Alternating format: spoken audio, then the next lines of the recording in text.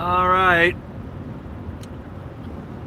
Like I was saying, some people have requested that as I travel, I put up a video or so. I did that one in Elko this morning.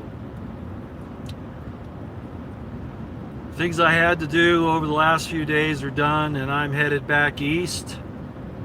Not that you all care, but like I said, I know some people who are kind of homebound and would like to see a few things out here, so that's why I'm doing this. If you'll notice, I've got a big crack in my windshield. One of the hazards of driving a lot are these types of problems with windshields and chips in your paint and other kinds of things, as most of you know. This particular one, there was a huge gravel truck in front of me. I had to get off at a particular exit, and I was kind of hemmed in. I couldn't go around it to the right or to the left. Had to get behind it, and just as I did, it dropped a fist-sized rock to the road, which bounced up and hit my windshield. Fortunately, it's not in the view area, so I don't have to worry about it too much. I'll just wait until I get the chance to replace it, which may be quite some time. It's not cracking any more than what it has, so I think we're in good shape. So anyway, I'll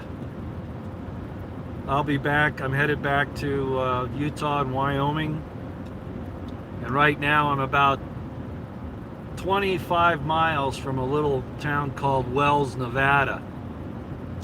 Now, in case any of you are wondering about that, Wells, Nevada is known for its brothels for the truckers, okay, and for people in general. All those good little Mormon goody two-shoes in Salt Lake visit Wells quite often, and others as well, not just the Mormons. No, I don't, okay, so you don't have to worry about it. Never done that, never will.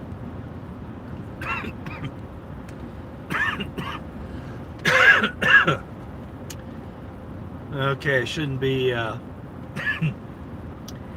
drinking water, but man, it's hot out here. It's 100 degrees.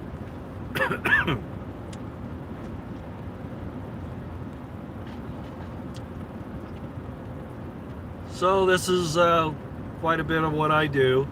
I got to slow down to 55 here, so I'm going to shut this down. Oh yeah, they do. DJ Adams. Oh yeah, they do. I know them personally. They brag about it. And that's not just them. There are a lot of hypocrites in religions, you know. There are a lot of hypocrites. So you apparently aren't worldly enough or travel enough to really know the fact of the matter. I didn't name any of them. You want me to? Yeah, they aren't the good ones. You're right. I didn't say they were. I didn't say they were. Quite the opposite. But they present themselves as they are. Remember Jimmy and Tammy Faye Baker? Now, they weren't Mormons. And how they used to brag about things, and then Jennifer Hahn came along. Remember, what was that other guy's name? Jimmy Swaggart. And he got caught with some prostitutes, and then he cried like he needed to be forgiven, like he had never done it before. Yeah, right.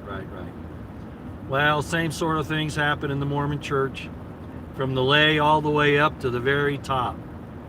And I've talked about that, and it got me in trouble because I did. But too bad, the truth is the truth. You have hypocrites running you now just like they were in Jesus' time. No different. So while I'm driving along here, I don't know how long I'll keep the signal. I know as I get closer to Wells, I lose it. Probably a good reason. You know, a lot of people don't want their cell phones to work in Wells, I wouldn't think, especially not live streams. So, as I mentioned the other day, I'm going to talk about some of those things, about hypocrisy and about lust and blasphemy and having a broken heart and a contrite spirit, and how all of those interact.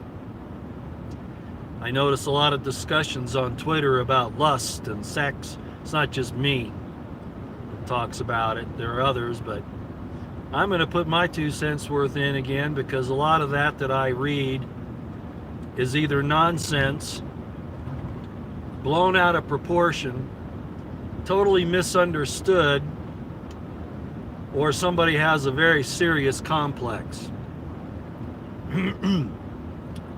Sometimes, the people that point the finger at a particular action or particular quote-unquote sin or shortcoming, a lot of times the people that point those out are the very people that have the problem with the situation that they're attacking. And I'm going to address that in an oblique way, talking about, again, what the true Hebrew meaning of lust is. You'll be surprised. It's not what people think. And it has more to do with covetousness than anything else, or just plain laziness and sloppiness. Yeah, that's it. Blasphemy doesn't have so much to do with all these holy things that people think that they're concerned about. Blasphemy just means something very simple. It means scorn. Another thing that you could say it means is disrespect. That's all. Not really much anything else. And a contrite spirit and a broken heart, those are the sacrifices that God prefers over any other, because they're not really sacrifices. We put ourselves in a place where we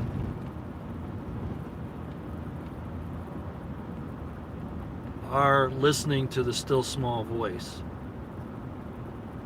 Don't you just love it when I talk about these things? And I hope they're not too boring.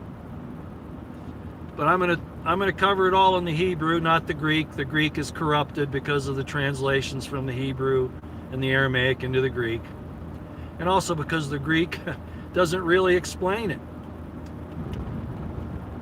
The Greek of the New Testament is really a very poor transmitter of the truth about the Ten Commandments and about the gospel. And when you try to use the New Testament to explain the New Testament, you're doing yourself a great disservice. So I'm not going to do that. You all know where I stand on that, especially Pauline dogma and doctrine, as opposed to what was really going on in the first century. And if you haven't read my book, well, it's online. Everybody should know that now. It's free. It's out of print, so Roosevelt put it up on a website, and you can go to my playlist and look under the the religion series, where I have the Crimson Thread information, and you can go to the website and read the book. And that pretty sums up my outlook on things. So what do you all think of Nevada? Like I say, this is the road between Elko and Wells. From Wells to Wendover, the signal is so bad I'm not even going to try it. Yeah, I like the smell of sagebrush too. I enjoy going out in these high plains out here and walking around, but you got to be careful. There are rattlesnakes and scorpions, so you got to be pretty careful. You got to watch where you're going. Yeah. Not much of Nevada looks like this. This is kind of the mountainous area. Of course, you have the Sierra Nevada on the far west side. Then you have these intermittent mountains throughout the state. This range here is, I'm not really sure what it's called. They're pretty high. They look like they're probably around 10,000 feet, I'd say. Something like that. This road here, we're at about 5,500 feet right here. Nevada's hot, it's dry, but there are pretty spots. It depends, you know. There are places that are quite comfortable, where it doesn't get too cold in the winter or too hot in the summer, but There are not many of them.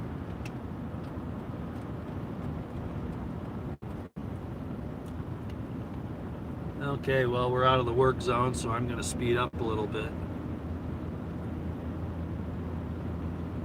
I don't know that there are any buffalo in Nevada. I can't vouch for that. I know there are elk and deer, and there are bear here, cougar.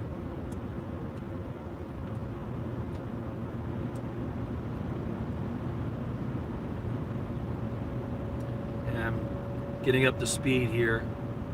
Yeah, I've shown Wyoming quite a bit on my channel. Not specifically, but if you go back and you look up, let's see, I think I show a little bit in, well, I'm not sure now. Okay, well, maybe I'll do Wyoming one day, but a lot of it's like this. You have to get up into northwestern Wyoming around Star Valley and Jackson Hole and that area, and on over to Cody and that. The Wind River Range and the Medicine Bow National Forest, those areas are pretty. Most of the other parts of Wyoming are very much like this. Cattle country. Hi, Liza Jean, how you doing?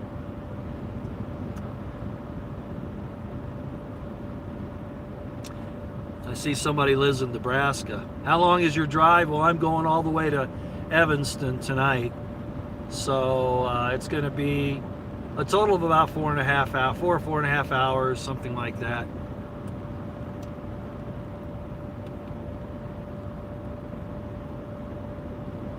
Yeah, Jackson Hole's a great place. Yellowstone, yeah, it's up in northwestern. It borders Idaho, Montana, and Wyoming.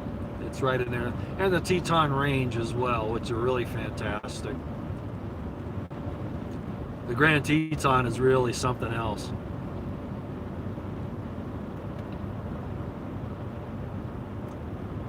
So are you all into a discussion on what the real biblical Hebrew terms for lust, blasphemy, and sex for that matter? And you know why I concentrate on that, right? Because it's been so misdirected and misinstructed for so long, especially by the Christian church. And I know people get upset about it, but you know what? It's what we are. It's just the righteous use of it that you have to understand. But I get a kick out of people calling things sin that really are not. Not at all. So we're going to get to that. Wisconsin's a great state. By the way, I can see your statements, but I can't see who you are. It's just a little too bright out here for me to see the really small print. I'm going to get around this truck, so hold on, everybody. We're going to pass.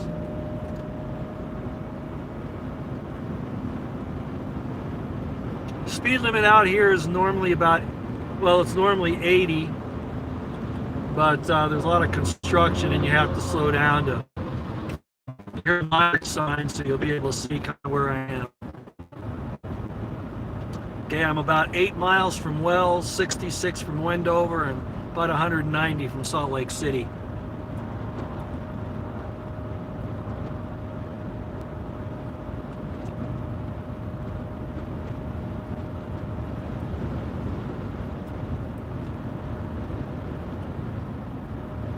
So anyway, I know a lot of people blush when I get into those subjects, but man, we gotta start realizing who and what we are and stop hiding it.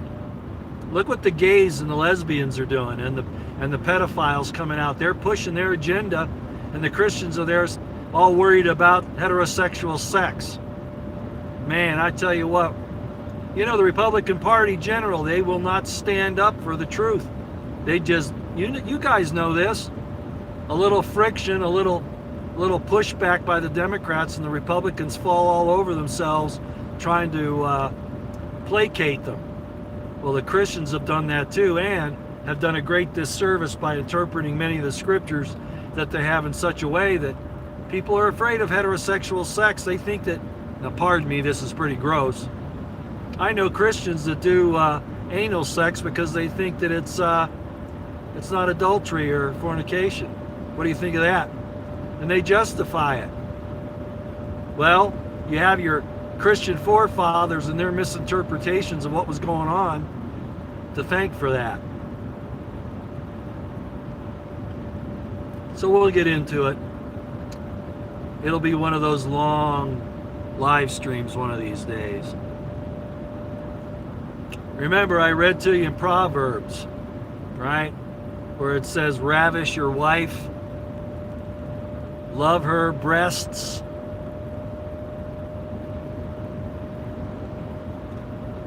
That's in Proverbs. Whoa. Now, going to a prostitute ain't smart. Is it a sin? You're violating your own physical and spiritual well-being when you do it. Not very smart. Good way to get a disease.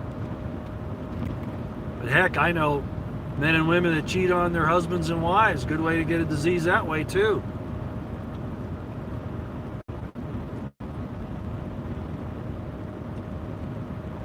Yeah, in LDS circles in particular, Mormon circles like at BYU and places like that. Oh, sex happens. They just make sure it isn't vaginal sex. Then they can say that they're chaste, that they haven't broken the sexual mores. It's really funny how they justify that stuff. We're going to talk about onanism too,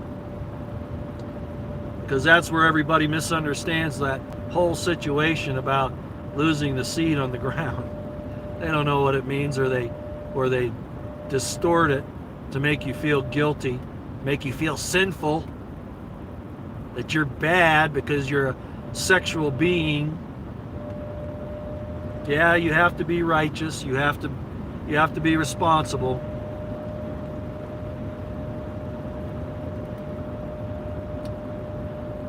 I get a real kick out of these people that say that just did away with the old law, the Mosaic law, right? Okay, well, I'll give them that. One minute they'll say did away with all those 613 commandments. For instance, that after sex you got to go wash yourself, wash your clothes, and you're unclean until the evening.